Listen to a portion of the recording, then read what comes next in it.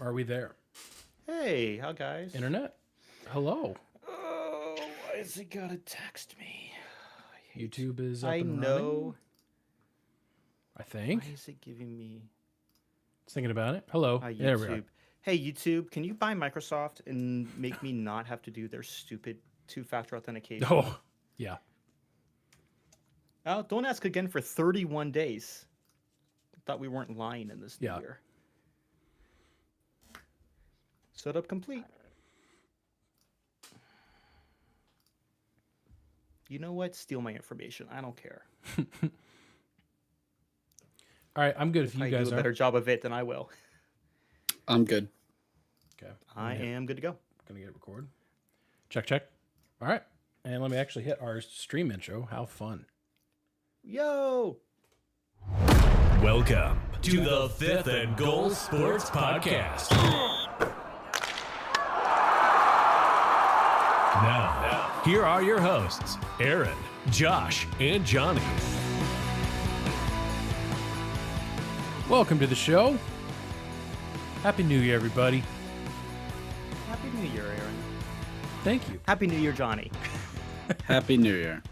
Welcome back, listeners, and especially welcome back, viewers. Our beloved PC was on the IL for a bit. Sprained, high ankle sprain. But we're good. We're good. We're back. So YouTube, Facebook, hello. Twitter, probably eventually we'll get you a live stream if you're nice to us. Welcome to season 5 of the show. It being season 5 and our podcast name being Fifth and Goal. This will either be far and away the best season we've ever had or far and away the worst season we've ever had. There's no in between. There is. You guys know, I wasn't going to lead with this because we were going to be cheery, but you all know how Stranger Things season 5 ended, and this could be our season 5. Oh, true. Spoiler alert, people did not care for it. Yeah, I've never watched it, but I got that vibe pretty strong. I liked... Yeah. Don't tell me, Josh. I haven't watched it yet. Oh, I'll be really honest with you. I stopped after season 3. Okay. You can't spoil it because I don't care. Speaking of TV shows, I heard The Office still ended up in the top 10 most watched show list this year. Shout out The Office for still bringing it in guys. 2025. How'd the paper do? I don't know. I'm gonna check that. Did out. anyone watch that? I mean, I know the three of us apparently didn't, but like, did anyone else? Because that's one. I think it's set in Toledo, and I feel bad because I know that nobody's gonna care about it. It's gonna, maybe get one more season and then axed, and I'm a little sad because I would love a show that's set in Toledo to do well. Yeah. Before we get into the actual sports content, Josh, I was about to comment on your haircut, which does look very good. But Thank then you. over like close to one of your in-ears, I was like, that's not part of your in-ear. It's 2 in-ears.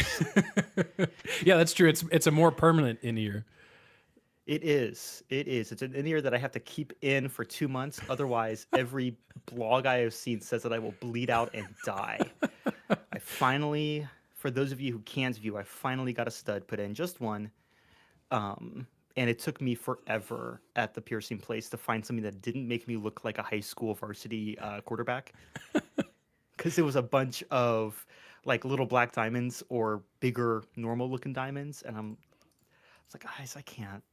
I have like a career. I can't be putting something in. Like I'm quarter life crisis only, not midlife crisis. That was my goal going in.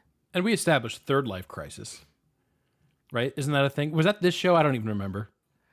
That's a thing. Quarter for us at this always- point is I quite always have. ambitious. Yeah. I always have fourth meal crisis.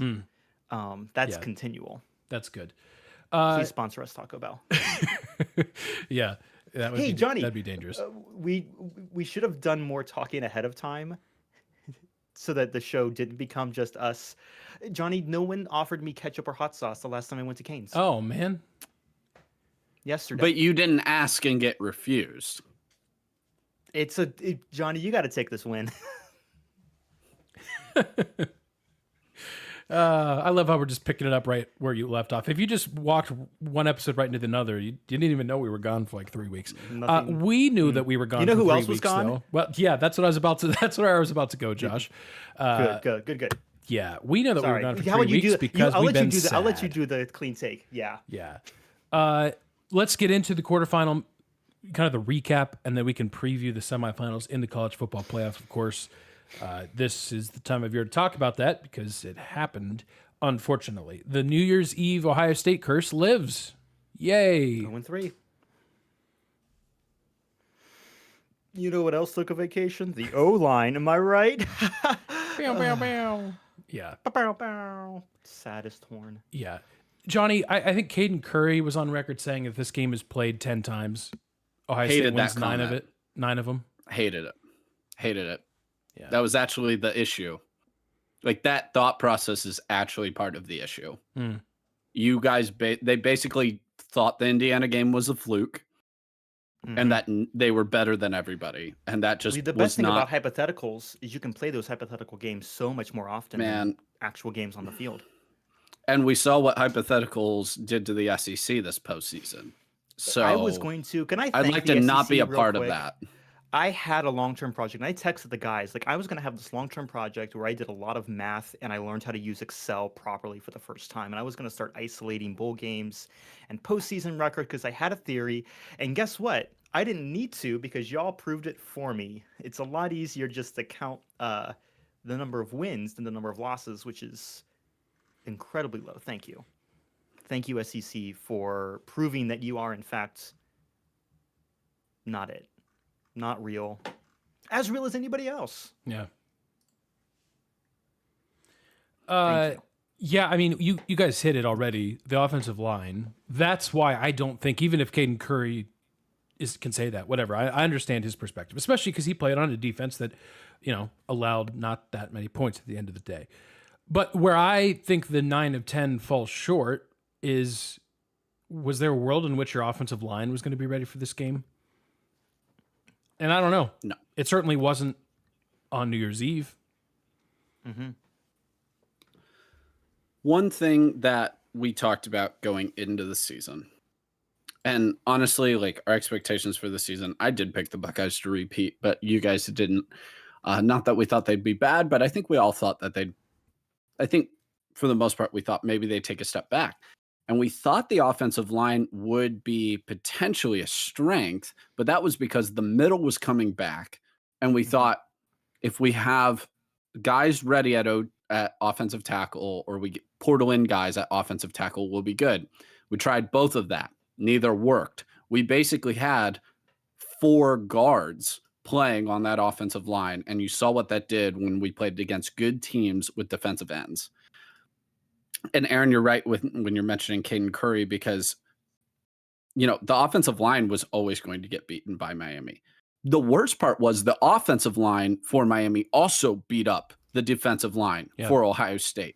Mm-hmm. And okay, so here's the thing once again, and most of the time I go to this. The players did not play well, clearly. They just didn't. Other than Caleb Downs, I don't know what anybody else was really doing on the field. The game plan made no sense. And once again, it is infuriating for Buckeye fans who feel like Ryan Day and the coaching staff have to learn the same lesson 4 or 5 times before they make the adjustment. That was the Michigan game, not this year, but the year before. They're like, well, we just didn't adjust well. Adjust? Michigan did nothing surprising in that game.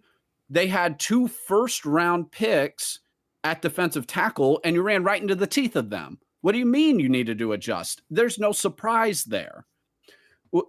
In this game, what was everyone's talking point? The only way Miami wins is if, they get pressure on Sayin. And the defensive line just dominates the game. What happened?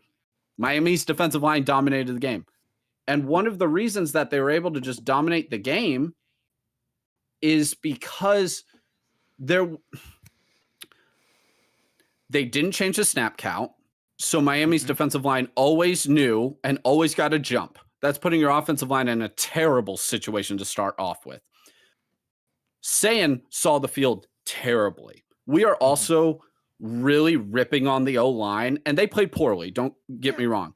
Sayan's not getting remotely enough criticism. He missed. Ryan Day didn't even call a bad game, play calling wise.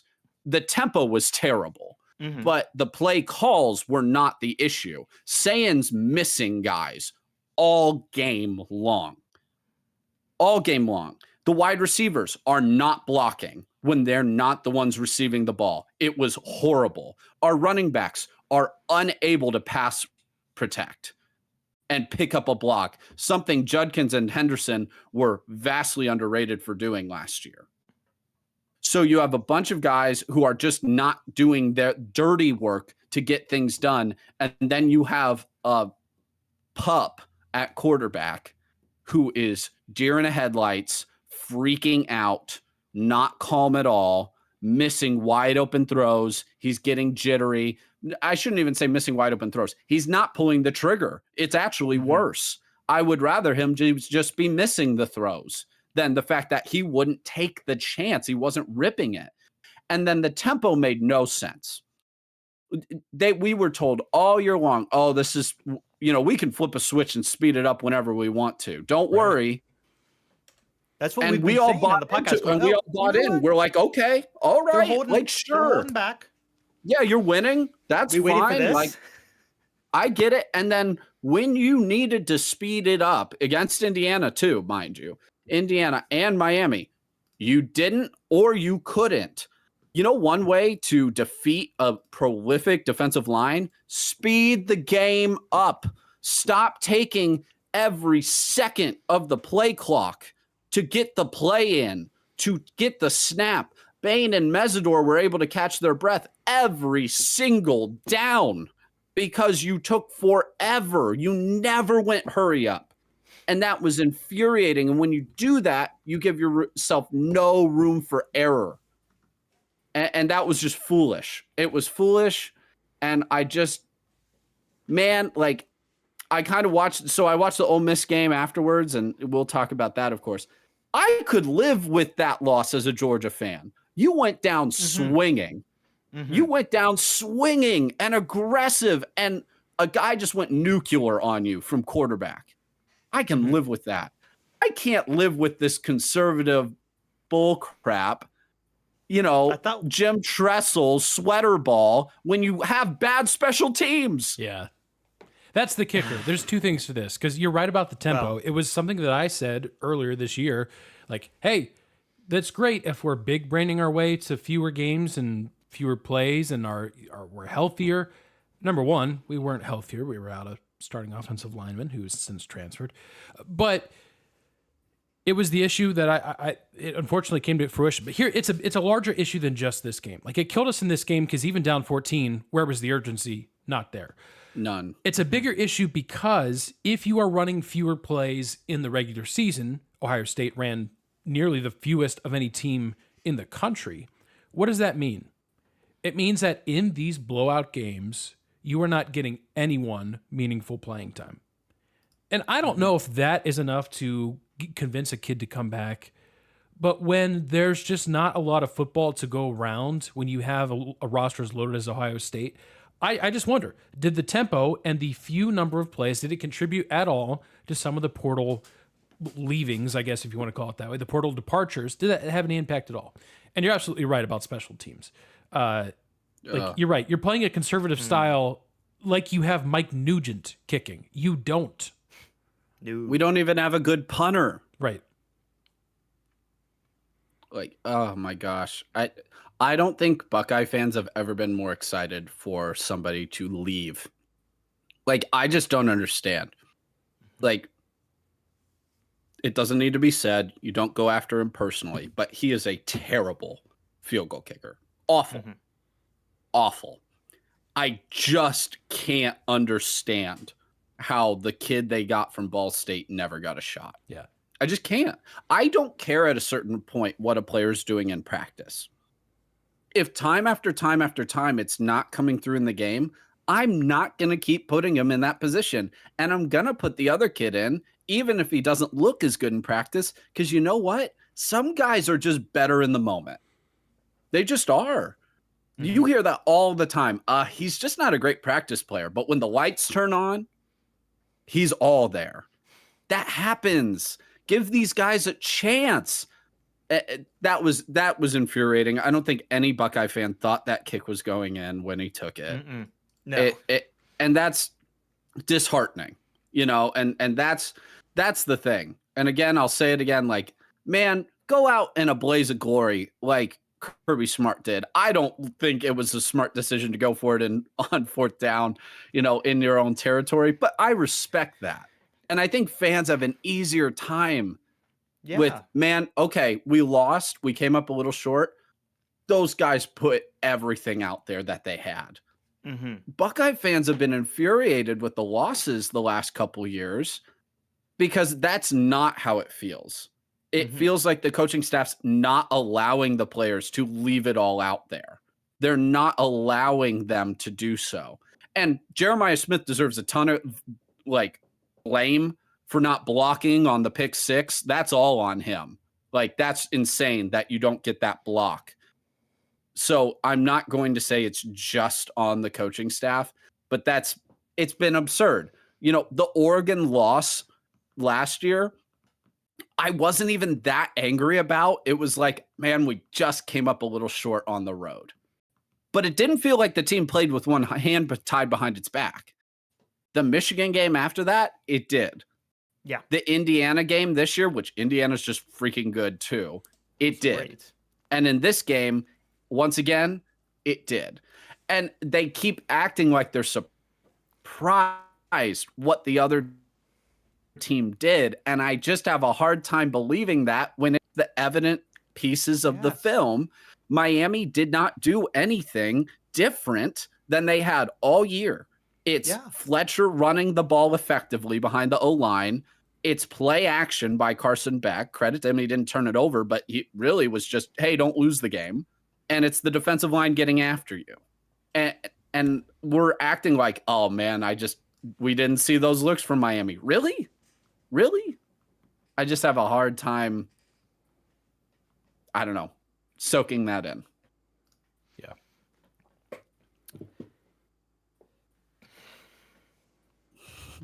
Let's talk about Indiana. Let's go.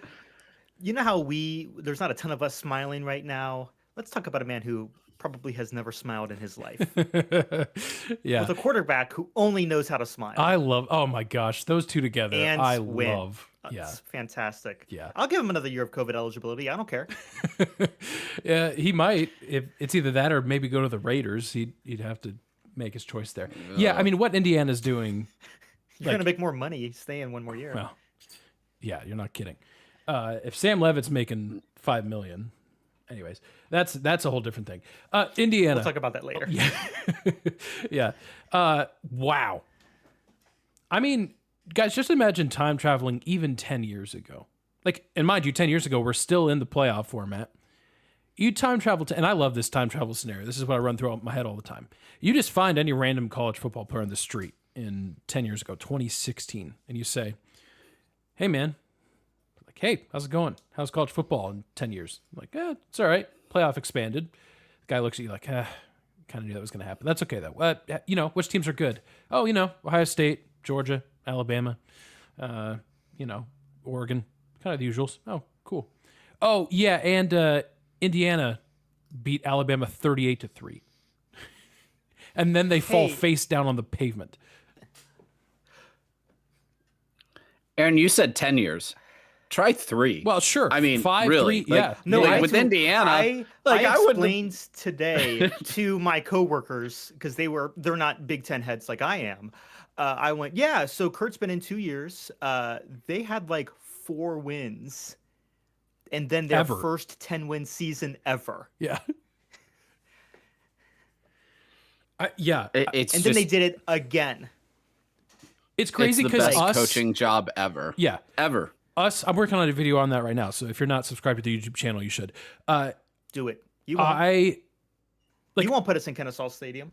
Actually, you darn close, Josh. Over 10. By the way, I should say that since we're talking about YouTube, we are over 10,000 subscribers. So thank you very much for that.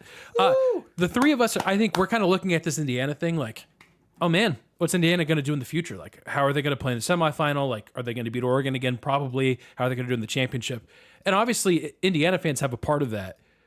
But if you're an Indiana fan, are you just sitting there like, just stunned? Like anything else beyond that point of 38-3 kind of feels like a bonus, right? Like you beat Ohio State, which you hadn't done in like 30 years. You won the Big Ten championship, which you maybe never did because there weren't cameras out the last time you won the Big Ten. So who knows if that's even real.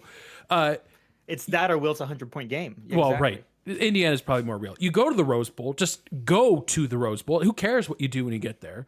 And you obliterate, embarrass on national TV Blue blood. a blue blood Alabama. Like to the point where it's an existential crisis for Alabama. That's how bad you beat them. You went in as, until this most recent season, the team with the program with the greatest number of losses in the entirety of college football history, which did not start 10 years ago, against the team with historically the most wins. And you go so bad that I have to see tweets like, oh, Alabama didn't even really care. Didn't care about the quarterfinals? Right. Didn't care about playing in the... That's not even a real... How we prefer the pre... Really? Yeah. Some of the other tweets I enjoyed from that game, again, being a Big Ten homer.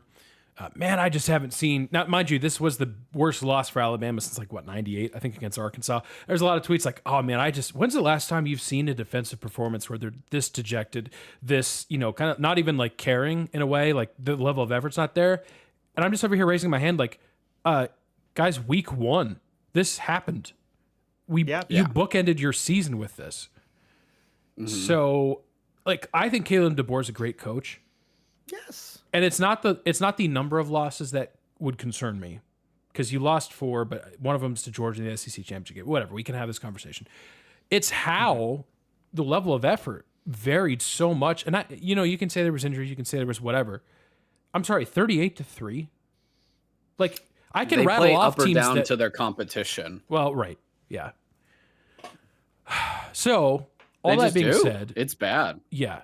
We are still, I would say, as a collective college football society, I think we're a couple steps away from seeing the Indiana logo and actually, like, with our brain cognition saying, oh, yeah, good football team. Because it's not there. I look at that logo and I'm like, oh, good, fun, Indiana.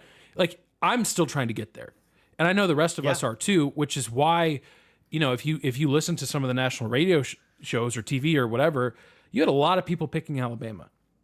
But if we actually recognize, like, if we take the logos, if we peel the logos off the helmets, like, that was a shocking effort, or, shocking result. But was it that shocking? If you really peel the logos off the helmet? It's like, when they're also stuck on recruiting rankings. Yes. They're stuck on them. Yep. They're stuck on the recruiting rankings. As if the profession of coaching ended during the NIL and portal period. Yeah. If anything, what Indiana has done is they have shown, if they've done nothing else, and they have, but if they've done nothing else, they have at least shown that there are no more excuses left in the NIL portal phase. Yes, it is at the Wild West. Yes, it's definitely chaotic, and we have all talked on this show, and everyone else has talked about how much better it can be. But guess what? There's a guy up in Indiana who this may not have ever been a thing to him. He kept recruits. He did it the way that a lot of people said that we used to. Recruited, kept, and that's the other thing I've been seeing is a lot of people, oh, well, they've just kept a bunch of seniors. Keeping them to buy into a program like this, not like this, but again, historically, Indiana, losing is the program. Yep. We would Josh, people aren't portaling out. People aren't portaling out. That's one of it too. They're not leaving. They're wanting to be developed. There are no more legitimate excuses. At some point, maybe in a postmortem, we'll talk about the wisdom of a first round bye with a 25-day, 26-day gap. We can talk about that later. That's definitely part of the conversation, and we'll definitely have clearly it's an issue. It's clearly an issue. Except for Indiana. Clearly not exclusively an issue. They are. Yes, This is your annoying. correct. Y'all ever take a like a bio class and you had to like take it with a bio major who was like really good, and you're taking exams and they're on the curve. And you're like, I can only ever get the equivalent of like a 43 on these stupid exams, but it's okay because most everyone else is going to do it too.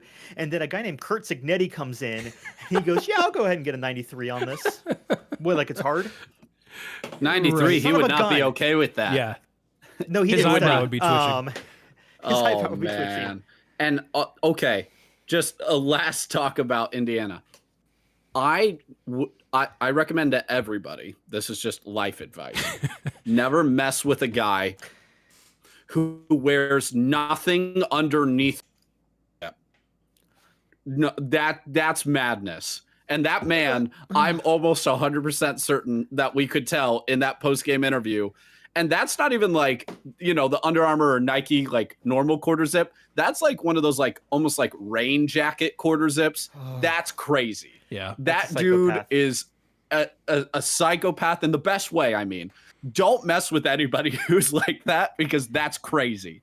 So Indiana deserves everything that they're getting. Aaron, to your point, I hope the fans are honestly just soaking it up. Yeah. Just like, don't worry about the semifinal. Like, obviously you will. Like, that's stupid of me to even say. But like, man, enjoy this. Enjoy it, because do you know how many squads across college football, like fan bases, that were in such a similar strait to them, like would love this to death. Like, just don't worry about the transfer portal and next year right now. Just enjoy the run you're going on. I think you're here to stay, but just enjoy right now. I mean, I was about to say, if you do want to worry about the transfer portal, good news, Indiana, it's going well for you. Yeah. Like they already picked up. If and you again, want to worry about it, don't, because you're fine. Yeah, right. This is not the time to dive deep into transfer portal signings. We will do that in a little while, probably after the NFL playoffs, honestly. But I'll just throw this out there. You, Indiana, got a quarterback in Josh Hoover, who I honestly think from a statistical output perspective will probably top what Fernando Mendoza did this year. Like, that sounds insane, but just give it some time. We'll see how it goes. I think there's a world in which the weapons on the outside that he has could be even better. It's crazy. Like, Indiana, in the show notes, John, you put Indiana the new king. I agree until proven otherwise. Like, again, You gotta lose. We'll see. And obviously they could prove me wrong sort of this week, maybe, if Oregon like shows up and beats them by 30. Spoiler alert, they won't. No. If they win, Not it's a going to be chance. scratching and clawing their way in, what is that, the Orange Bowl? No, they're in the Peach Bowl. Peach Bowl. They're in the peach. Yep. They're in the peach.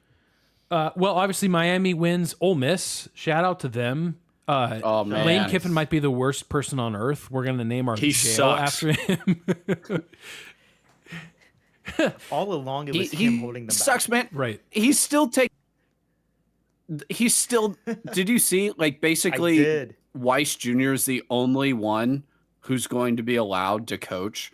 This is crazy. Yeah. Like, I'm sorry. Like, this is what happens when you have no guardrails. No one's in charge. Because this is insane.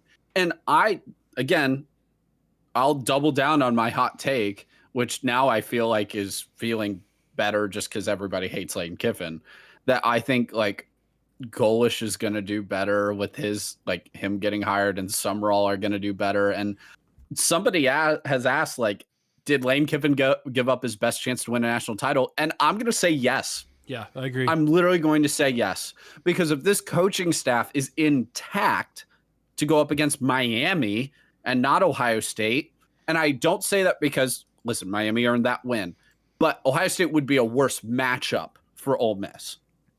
Yep. This is a better potential matchup for Ole Miss. They like tempo. They have a mobile quarterback to wear out Mesidor and Bain. Now, Miami's saying, yeah, but we have our pass rushers to get them. Well, we'll see, because the closest version of Ole Miss that Miami's played was SMU with Jennings, and they got torched. So that doesn't mean they're going to get torched again, but there is a blueprint for the style team to beat them. But I just can't believe Lane Kiffin has handled this about the worst possible way. And it's no wonder that LSU right now is actually struggling mightily in the transfer portal, because I don't think players are buying his pitch. Yeah. Mm-hmm. Yeah, right. What loyalty are you supposed to give to Lane Kiffin after what you've just watched? Yeah. Yeah. But Trinidad was so good. He was so Lacey was brilliant. Yep. Running and catching the ball. Like, people aren't giving him enough credit. And the defense, they did enough, man. They did enough.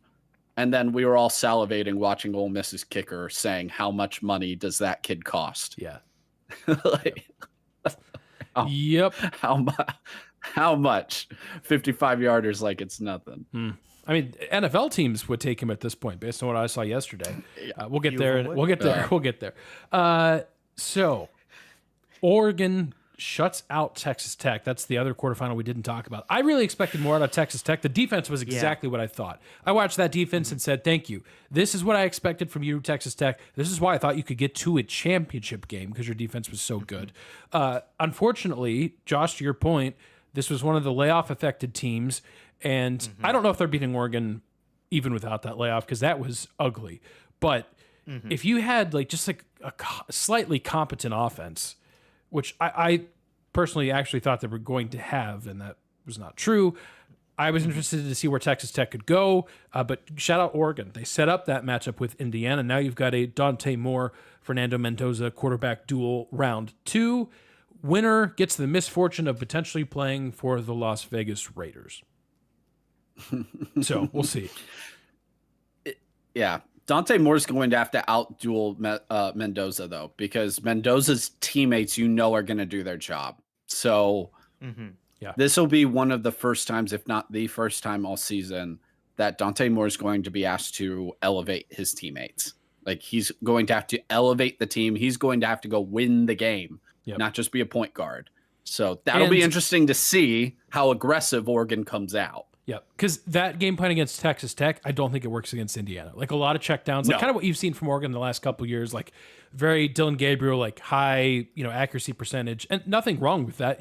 That's better than throwing a dump down screen pass that's intercepted for a pick six. But you're going to have to find a way to stretch the field against Indiana, and that all depends on the health of the wide receivers for Oregon, which has been a common theme really since before the season even began. And I have some concerns there. So I do like Indiana to win this rematch, but we'll see. We'll see. All right. Well, that's the quarterfinals, semifinals. Guys, I guess we could do quick picks. Doesn't count for points or anything like that. But I've got Indiana winning, and I think Miami wins over Ole Miss as well. So I'm taking Indiana Ole Miss over Ole Miss. I'll go Indiana and Miami, and Indiana over Miami in that final. Yeah, agreed. Not that we're not going to get a chance to talk about it, but Yes. We'll chat about it. Indiana's the known, man. Yeah. And well said. I will say I'm also picking those two teams because they're the only ones without staff churn. Yeah. Yeah. It is. Go ahead, Josh. Sorry. Oh, I was gonna say I'm excited this year, and not again. Yeah, selfishly, I'm gonna want Ohio State and always and forever. Of course, it's only an annoying dynasty when it isn't my team. But for the first time in what seems like forever, we have Indiana, who's never won. We've talked about this. Oregon, also, who hasn't won a championship. Ole Miss, which has never won outright. I forget when they shared a title. And Miami, who hasn't won since 2001. So at the very least, we have fresh blood. Yeah.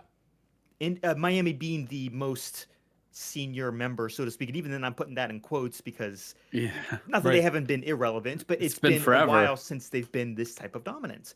And two, also, just as a crazy, I hate it, but it's also fascinating. This is purely the Saban coaching tree right here. Yeah. It's an exclusive Saban coaching tree. Yeah. And Good job. if you want to put some more background behind it, you've also got 4 transfer quarterbacks. I believe the stat is that at least 50% of both rosters are from the portal. So Dabo Sweeney. At least starters. Hey. Yeah. Just crazy. Yeah. I mean, there's, I think it's still feast or famine. Like, look at Florida State. I'll point back to them. Look at, there's other teams you can point to as well. I mean, yeah, anyways.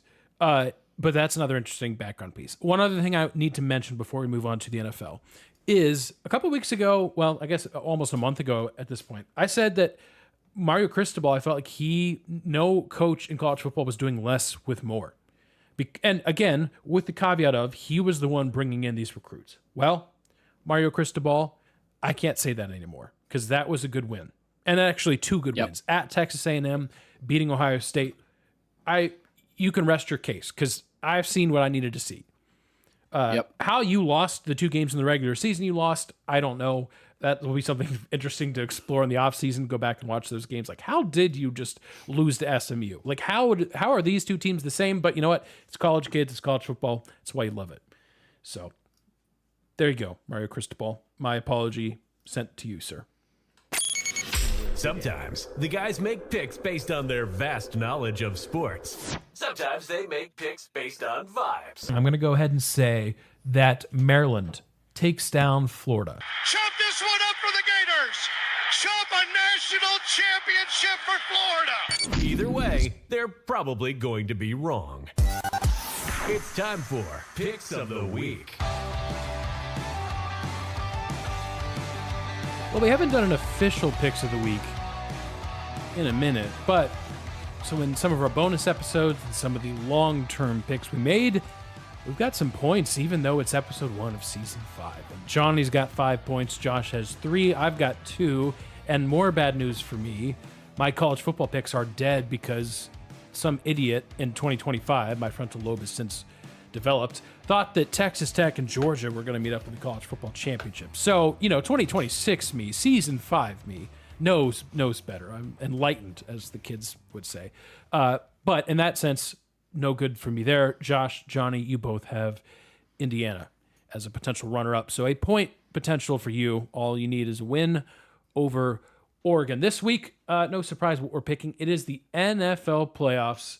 And, Josh, you're the only dude in this Discord call that's got a team in the playoffs, and you needed a missed field goal to do it. But you know what? You survived. The Steelers go, I don't care what their actual record was, 9-8 for the 7th straight time in a row. Nobody cares. It's 10-8. These kickers. 10-7 technically. These kickers, What's that matter? man. What's that matter? Right. But hey, guess what?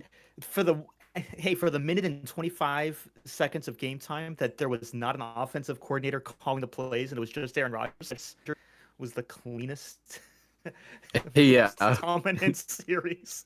It was just let him call the plays. I know nobody likes him, but there's a reason he's 41 and still here. Let him do that at least a little bit. Gosh. Yeah.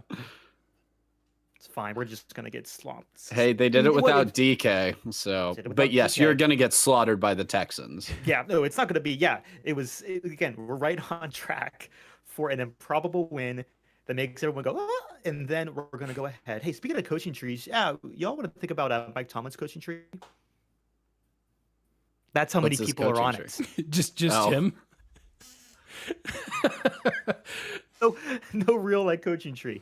Yeah. Please, I've said this. Please leave. Can you guys? No, Josh, he's not going anywhere. No. He won the division. Got a bonus for He won the division. He got a contractual Josh, bonus for winning. You can be quiet. Yeah, that's right. You have What, him. winning I'm the stuck AFC with Zach North? Taylor. What, winning You the can AFC be quiet. North is nothing. That's nothing. I'd love to win the AFC North again. If Mike Tomlin's on the Bucks, he's gonna get the same. He's gonna go the same exact thing. Oh, great! He won the division. Cool. If you The don't want him, runner-up I'll is take him. I Please. love Mike Tomlin. Hey, I love him. Stefanski just got let go, so I think he'll go over to the Browns. I'm sure the Browns will pick up Tomlin at that point. I love Mike Tomlin instead of Zach Taylor. Zach Taylor, who has the audacity to get upset when people celebrate Myles Garrett, making NFL history.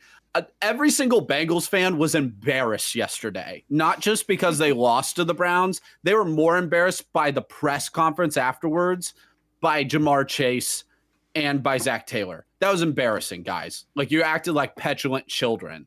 We're fighting for our lives. Yeah, get out of here. You're 6-11. You're 6-11. Yeah. You know, if You've been dead. Your lives, you're dead. You're already dead. That made me so mad. Anyway, we're talking about the playoffs. Real quick. Hey, Joe. Playoffs. Real quick, Joe. Hey, I went to Aaron, or specifically Johnny. Don't listen real quick. Hey, Joe. I know you've been kind of frustrated. There's a chance Aaron Rodgers doesn't come back next year, and we have a slot for you. Will Howard's good, but again, 6th-round pick. That's not a career. That's not a franchise tag. If you want to stay like in kind of the area, I know where you can go. Josh, you won't have to wait long. Bengals are going to screw it up. Eventually, Burrow will leave and they're win somewhere gonna else. offer him. They're gonna go. Oh, we're gonna give you the most insultingly low offer that anybody has ever offered someone of your caliber, and then we're gonna trade away all the O-line in order to make that salary possible, and then we're gonna complain that you don't like our only outdoor practice facility in the entire NFL under a Oh, Yeah. yep. Johnny, good news. Tua is probably available. It's not, he sounded like he'd be fired up with the new Is he aware location. of that? Is he aware of that? He said words today that indicated that. But Okay. Valid question.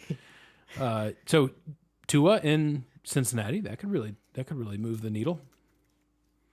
So, anyways, I say that as if my team didn't have a collapse at the end of the year too. Well, McDaniels. Here's my thought. McDaniels send Tua up to you.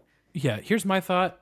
Kurt Benkert put this out on Twitter, and I agree with him, not just because my team would have maybe benefited from this, but there should be a stipulation in the NFL that if a division winner has a negative record, no one from that division gets in. The next wildcard team with a positive record that would have missed the playoffs would then slide into the 7th spot, and every seed just kind of bumps up. Yes. I disagree.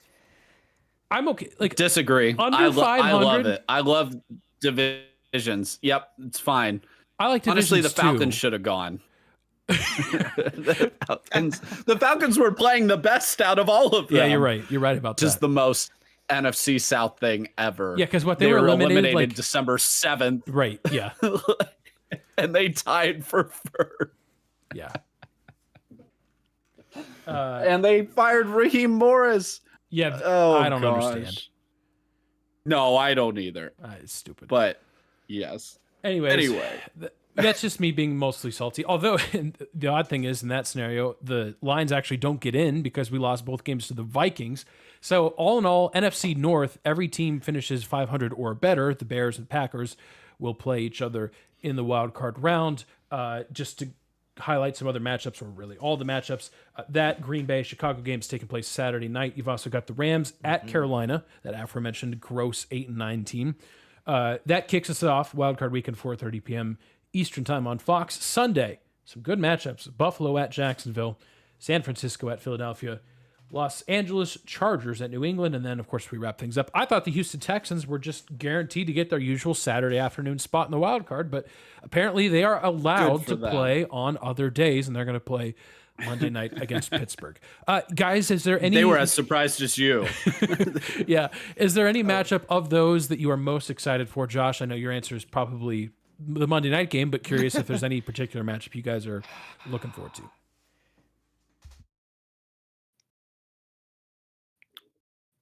For me, it's Bills and Jaguars. Yeah. Yeah. I can't. That's the one that keeps sticking out to me. I'm trying to be like, oh, no, it's that one. Like, Jags are at home. Jags have way overachieved and overaccomplished what was expected of them with Cohen. So hats off to him. Nobody else has been able to do that in Jacksonville.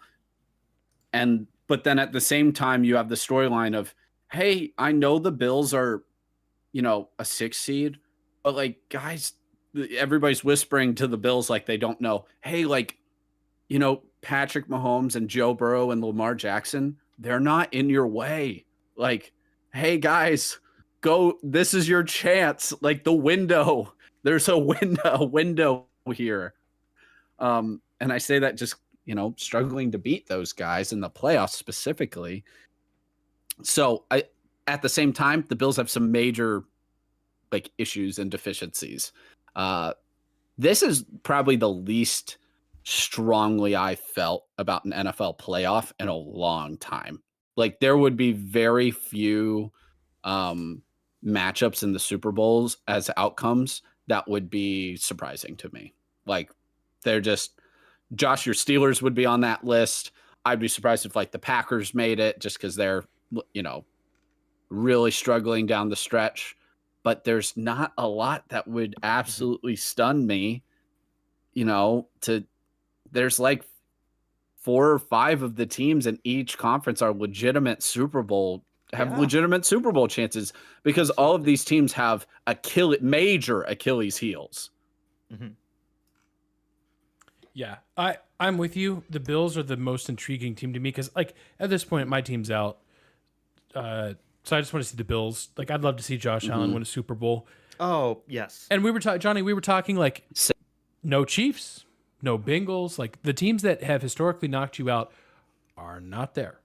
This is your chance, please. But take advantage of it. It's a shame they couldn't win the division. Yeah, I was about to say, but I fear that they don't have the team themselves that is capable of doing this.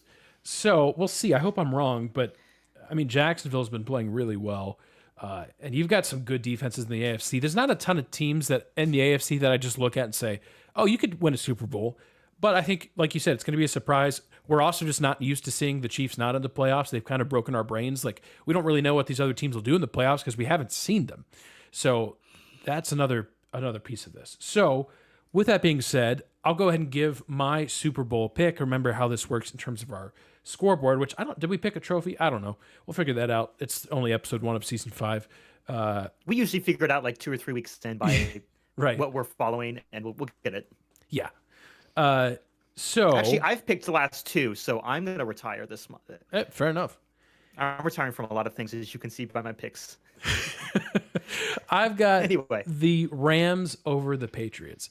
I was watching that Thursday night game between the Rams and the Seahawks a couple weeks ago, and even though the Rams kind of blew that game, allowed the Seahawks to win, the Seahawks obviously go on to get the 1 seed. My thought process at the end of that game was I still think the Rams are the most complete team. Matt Stafford's playing out of his mind. He's probably going to win the MVP. He's at least the odds favorite at the moment. So I do like the Rams to come out of the NFC. I mean, you would rather have the 1 seed probably if you're Los Angeles, but a good runner-up prize is getting to play the Panthers. I don't care if you're in Carolina. You should handle them. And if you don't, then I'll be scared. I like the Patriots in the AFC. I mean, again, I know this is kind of a cliche pick. I'm basically just picking the top 2 MVP guys, but Drake May and the Patriots and everything they have going for them, I think it's great. The 1 seed doesn't always work out. Like, we talk about this in college football. Obviously, the bye is a disadvantage. Typically, teams go for the 1 seed, but we've seen it in recent memory, the Lions specifically last year, where being the 1 seed doesn't necessarily guarantee you that you're in a rhythm. So I know the Jags sorry, not the Jags. Who am I missing? They got the 1 seed in the AFC. My brain is farting. Who did get the 1 seed? Oh, Denver. Broncos. Sorry. Yeah, that took me way too long. I don't know. We'll see how that plays out. But give me the Pats, but give me the Rams winning it all. Matt Stafford wins the Super Bowl, wins the MVP, wins Super Bowl MVP, and he rides off into the sunset. Gross. I won last season. I'm here just to see what happens. This is a season I'm going to have some fun with my picks. You'll still win. That's why you'll win. That's why you'll win anyway. I'm going to have some fun. So I'm taking Bills over Bears, baby. Let's go.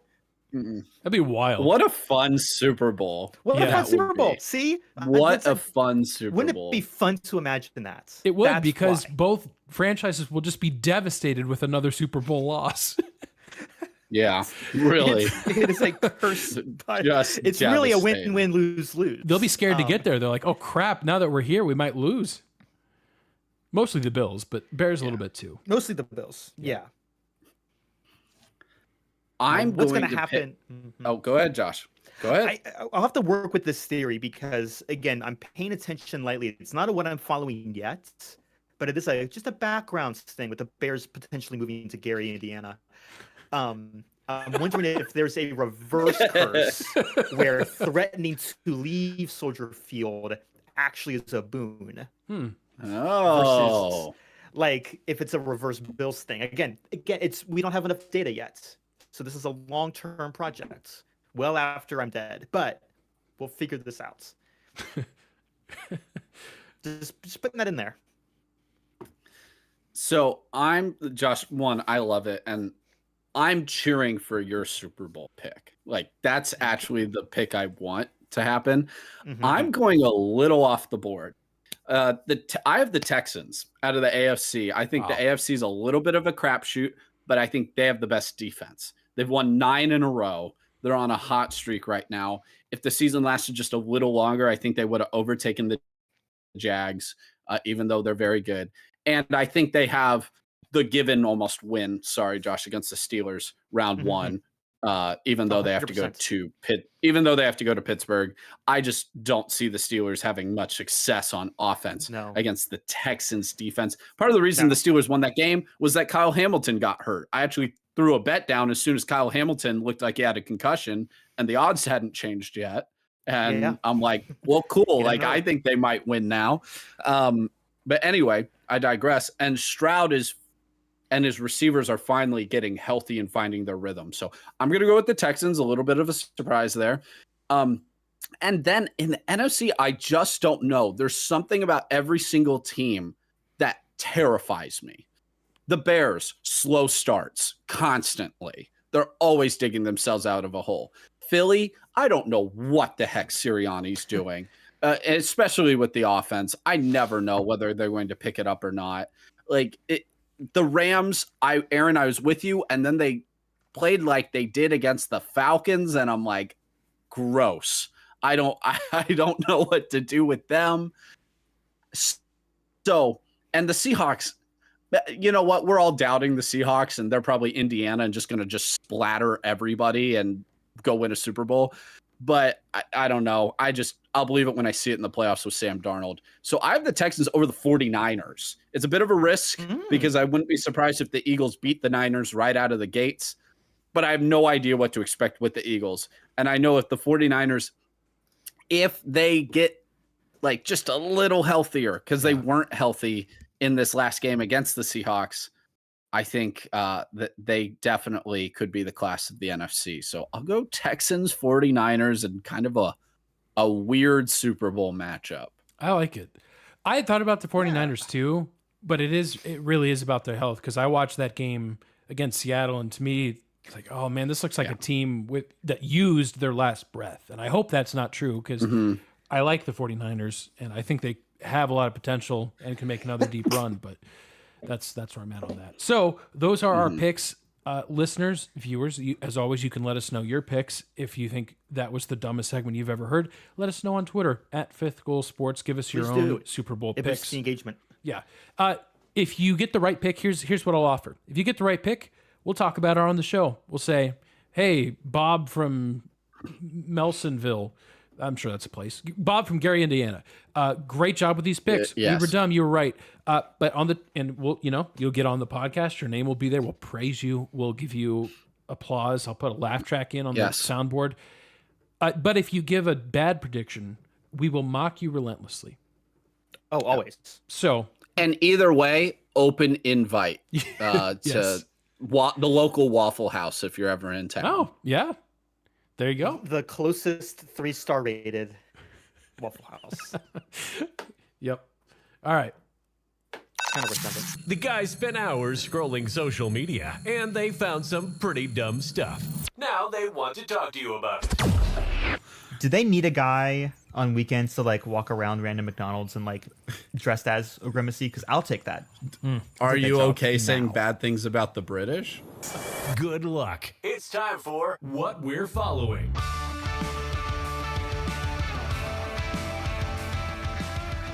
I love how we didn't talk about this segment at all beforehand, and how there's also, well, you know what, Johnny, you've got something in the show notes, and this looks great.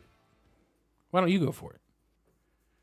Yeah. So I find that the months of January and February are some of the most depressing, hard to get through months of the year. I love college basketball, but just for all you out there, maybe that can empathize, just know I see you like it's a depressing couple months. No, this It's is nice to long have dark. something to look forward to. So something for me to look forward to this coming year is that Lego is coming out with a Lord of the Rings Minas Tirith set. If you have not Man, watched people. Lord of the Rings, first off, shame on you. You need to. But this is the site of one of the penultimate battles, if you will, in the movie series. So it is awesome. So a few stats is that it's supposed to be 8,278 pieces. It's supposed to come out June 1st. So maybe no, I don't know what the reward would be for. Hey, you made it to Memorial Day weekend. There we go. And then it's estimated to be probably like $650 ish, something like that. So not cheap, mind you, but we might have to break the old piggy bank for this one. This one might be worth it because they made a Rivendell set a couple years ago, and that was pretty awesome. So we're going to have to. There's an internal debate in my head about which one to purchase. So let me know your thoughts. But I'm excited for this. You need something to help get you up in the morning, be excited about. Lord of the Rings Lego sets will do it for me. Yeah. Josh, mine's lame, so if you want me to go. Oh, mine's also not. Listen, I know that I'm the one I'm following guy. We've been on forgot. break. We've been on break. Wow. Yeah. You guys aren't following anything. We got the buy. I was the buy hit again. Josh is following the buy. Yeah, that's good. No, I don't like, and we've talked about this. I don't like generative AI. Mm. I don't like AI is the worst. AI is the worst. I don't want to have to boil a gallon of water in order for a machine to tell me what derivative thing would happen if X situation hit Y place. It's the worst. Hey, you know how everyone doesn't like improv comedy because it's kind of lame? Matt, we're paying billions of dollars for the worst improv guy to just make stuff up for you. It's not great. But that being said, someone had ChatGPT make a prediction set for the next 50 odd years of World Series champions. And I think this could be fun. What year does it start naming teams that don't exist yet? You're not allowed to ask me that question because that's my favorite part. Hey, I'm vamping. Come on, where is it? The live people. I had it. ChatGPT World Series. This is why you don't trust ChatGPT, guys. True. It's not consistent. It's not there for you. It doesn't care. Guy burns water. Here we go. ChatGPT. Don't do it. ChatGPT. Here we go. ChatGPT predicts the next 50 MLB championships. And this is, I'm going to start naming them starting in, it was given 2025. It was given the Dodgers. The Reds are never mentioned, are they? Let me do a quick scan. They are. Yeah. Well, then this is a bogus ChatGPT. Still in Cincinnati, or have they moved to like Nashville? It looks it's the Cincinnati Cincinnati Reds logo. Right. It's 2052, but that's technically so we'll our all be lifetime. dead. We'll all be dead from the heat. ChatGPT will have boiled the ocean by then. But okay, so here's what it's predicting. This is starting in 2026. Phillies, Orioles, Dodgers again, Padres, Rays. No. The Mets three-peat, 31, 32, no. 33. No way. New York fans Johnny, aren't allowed to have that. Don't you even. Diamondbacks, finally 2034. Red Sox 35, Mariners 36, Tigers. Hey, shout out to Detroit. You guys get it in 37. Dodgers again in 2038. The Cincinnati Bengals in 2039. What? And then the St. Louis Cardinals 2040. Finally, you guys get in the back. 2041, the Indianapolis Colts. Let's go. 2042, Calgary Flames. Throwback. Oh, Uh, Oh my gosh. 2043, the LA Kiss. If you know, you know. I'm not gonna. If that's mention what it they here. name the No, the LA Kiss is a legitimate team in LA. It's Oh. like I'm not gonna get into it now. 2044, guys, and this is what encourages me. This is what encourages me. The Oakland Athletics win in 2044. oh, let's go. The A's win in Oakland. 44. Let's go. it says the Oakland Athletics. It's the just the logo, just the A's, but it's I'm gonna pretend it's Oakland. I'm gonna pretend like this is Oakland as well. I can't tell officially. Like it's the one logo. I'm assuming they're gonna modify something when they move it. Blue Jays. The North Japan team wins. They get a 4-peat. We have supersonic travel at this point. Something just called the Nuts. Wins. Modesto, like from like the minor Oh, league the team. Modesto Wait. Nuts. Yes. D's nuts or the Modesto nuts? No, the Modesto Nuts. Yep, the Modesto Woo, Nuts. season 5, baby. Cincinnati Reds 2050. Shortly after D's nuts. Let's go. KC. Honestly, sounds about right. KC wins in 2053. The KC Chiefs. Green Bay.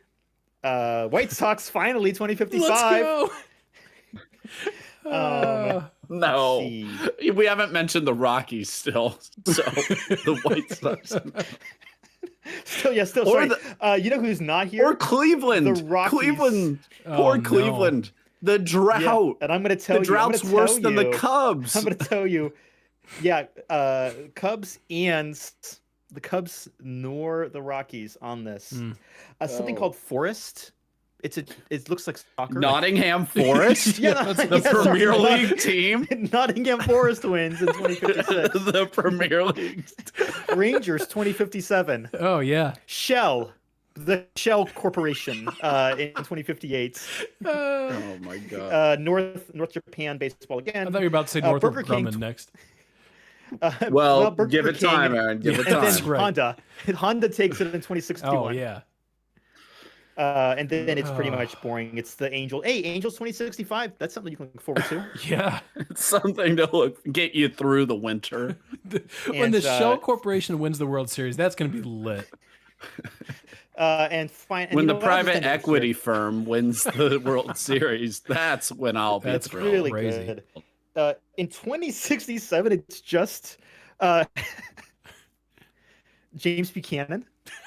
You know, from the U.S. presidency. See, guys, this is an advertisement for all of you listening to open a book, to not use ChatGPT for everything. I don't know. This is great. And if you're a student, well, it's funny as a bit and as a joke, but like if you're a student, just write the paper. Right. Don't Just chat write it. GPT it. Just write the paper. just It's not have that a hard. thought. We all Have did a it. It's thought. not that hard. Have a thought for yourself for once. Please. Ugh. It's only good use, and because it's going to get better. I want it to stay the same or get worse because this is the type of stuff that's No, worse. funny. I to want me. it worse. I do want it worse. We should have nerfed it a long time ago. Now it's too late. Hey, also, real quick, I wasn't planning on doing this, but since I'm on the ChatGPT anti-AI thing, straight to jail, Microsoft, for saying, Oh. hey, stop calling our Josh- AI slop. And now, Yep. Mm, Barbara Streisand effect, micro slop. That's what everyone's calling it now. yeah. I was gonna say you called it the wrong name. Yeah, exactly. Micro. I gotta slop. bury the joke so that the joke comes out later. That's kind of comedy. Just ridiculous. I mean, just so funny. These guys have no street smarts at all. Yep. I've heard, and then Everybody this is taking us on a tangent, instantly. and I'll get us back on track to wrap us up. I've heard we're getting to the point now where Disney is giving out like cease and desist to Google AI and like some other companies, but ChatGPT apparently like has the rights to Disney characters, so you can like design it. Like we're getting into that territory. So, like, Ah, you know, man. if you're like a Coke or Pepsi kind of restaurant, that's where that's basically where we're going. Are you a Gemini or a ChatGPT kind of movie? I don't know. It's dumb. It's dumb. All right, I'll get us back on track. I want to give a shout out, speaking of what Johnny mentioned earlier, to college basketball, because this is the time where a lot of folks are sort of, I know the playoffs are just starting, but bear in mind, you know, some people are getting on the college basketball bandwagon. I want to give a shout out to our 6 undefeated teams in college basketball. Unsurprisingly, 3 of these teams are ranked 1, 2, 3. That is Arizona, Michigan, and Iowa State. Michigan, known basketball school, looks very good. Very, very good. They are just obliterating everyone. Nebraska is also undefeated, playing Ohio State right now. Vanderbilt undefeated. And the other team that's undefeated, the Redhawks of Miami, Ohio, winning against Akron, minus their point guard. So if you look at the strength of schedule, Miami's not going to wow you. At this point in the year, it being 2026, I don't care. Like, that's a good team. Johnny and I got to see them play in person already. They're a lot of fun to watch. If you let them get into March Madness, and by let them, I mean if you don't take a 3-loss at-large team out of the tournament, and I hope we don't get to that point. I hope the Redhawks just actually win the MAC.